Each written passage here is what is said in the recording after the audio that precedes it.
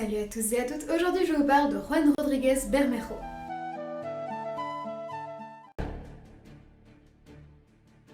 Juan Rodríguez Bermejo. Ce nom ne vous dit peut-être rien et pourtant, sans lui, la face du monde aurait peut-être crucialement changé. Son histoire commence sur un navire, et pas n'importe lequel, celui dénommé la Pinta. Avec ses deux sœurs, la Niña et la Santa Maria, ces trois caravelles se dirigent, selon Christophe Colomb, vers l'Asie et ils pensent atteindre en 4 semaines seulement les côtes japonaises. Parti le 3 août 1492 du port de Palos en actuelle Andalousie, il faudra attendre plus de 2 mois à l'équipage pour voir enfin les rivages tant attendus. Mais alors, qui est ce Juan Rodríguez Bermejo? Peut-être le connaissez-vous sous un autre nom, Rodrigo de Triana. C'est à 2 h du matin, le 12 octobre 1492, qu'il rentre dans l'histoire. Depuis le haut de la Hune, c'est le sorte de mirador que l'on trouve en haut des mâts des bateaux.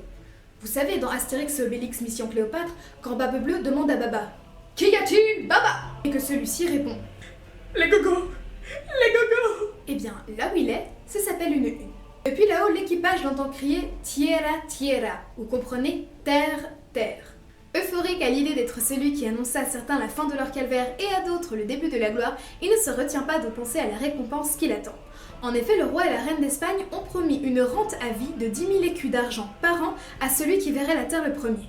Alors je n'ai pas réussi à trouver la valeur de 10 000 écus d'argent, mais 10 000 écus d'or valent à peu près 25 000 €. Je vous laisse imaginer la récompense.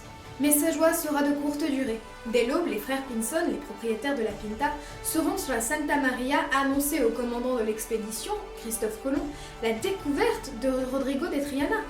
Coup de théâtre. Christophe Colomb déclare que c'est lui le premier à avoir vu la Terre la veille à 22 h. 2 personnes corroborent ces dires. Mais les caravelles étaient bien trop loin la veille à 22 h pour apercevoir quoi que ce fût.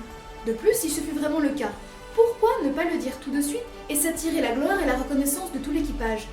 Nul ne sera jamais vraiment le fin mot de l'histoire. Après, nous connaissons tous la suite.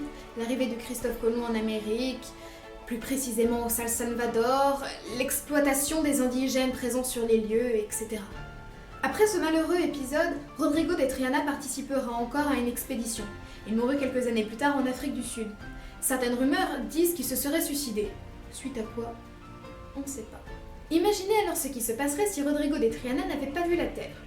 Quelqu'un d'autre aurait très certainement pris sa place dans l'histoire, ou tout simplement nous n'aurions pas trouvé l'Amérique tout de suite, ou quelques jours plus tard, ou probablement jamais. En tout cas, grâce à Rodrigo de Triana, l'Amérique fut bien découverte le 12 octobre 1492, fort heureusement pour lui, fort heureusement pour nous. Et voilà, c'est déjà la fin. Si la vidéo t'a plu, je t'invite à cliquer sur un petit pouce vert, à t'abonner pour d'autres vidéos, à laisser un commentaire en bas pour me donner ton avis, ou tout simplement pour me dire de qui ou de quel événement tu aimerais que je parle en particulier. Sur ce, à la prochaine, bye bye.